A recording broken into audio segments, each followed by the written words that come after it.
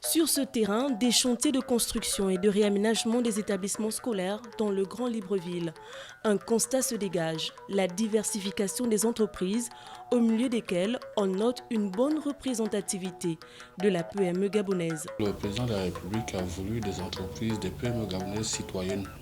Et aujourd'hui, on voit tous les efforts fournis par le gouvernement. Nous avons des PME aujourd'hui qui sont représentées pendant les appels d'offres. Alors, en termes d'accompagnement aujourd'hui, peut-être allons-nous solliciter simplement peut-être la création d'un fonds de garantie, parce que ce qui embête les PME, beaucoup d'entre elles, c'est que les grandes banques n'accompagnent pas forcément les PME.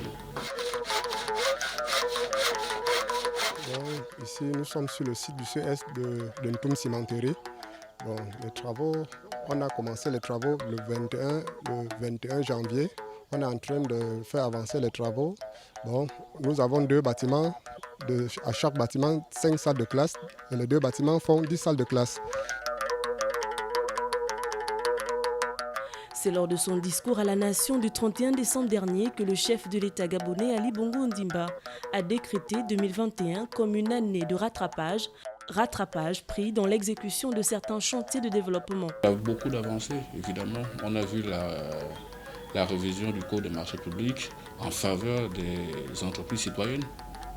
Donc aujourd'hui, s'il y a lieu de faire une comparaison avant 2009 et aujourd'hui, non. Aujourd'hui, nous pensons que nous avons beaucoup plus d'opportunités sur le marché du travail comparé aux années avant. C'est ainsi que sur le terrain, plus de 70% des chantiers de construction et de réaménagement de voiries sont détenus par des entrepreneurs gabonais. Tous les marchés, généralement, c'est des appels d'offres. Soit ça peut être des appels d'offres publics ou restreints. Mais dans le cas de l'espèce, en fait, ça a été au départ l'appel d'offres, comme on va dire, restreint. Parce que pour ce projet, qui est Gabon vert pour l'éducation, nous, la société de TGS, nous sommes là-dessus depuis le début. Nous essayons d'accompagner le gouvernement, monsieur le ministre nous avait contacté par rapport un peu aux publications que nous faisons et par rapport à ce que nous avons déjà réalisé. Donc nous avons conçu depuis le départ déjà tous les plans, tout le travail technique a été fait ici. L'ouvrier sera donc jugé au pied du mur.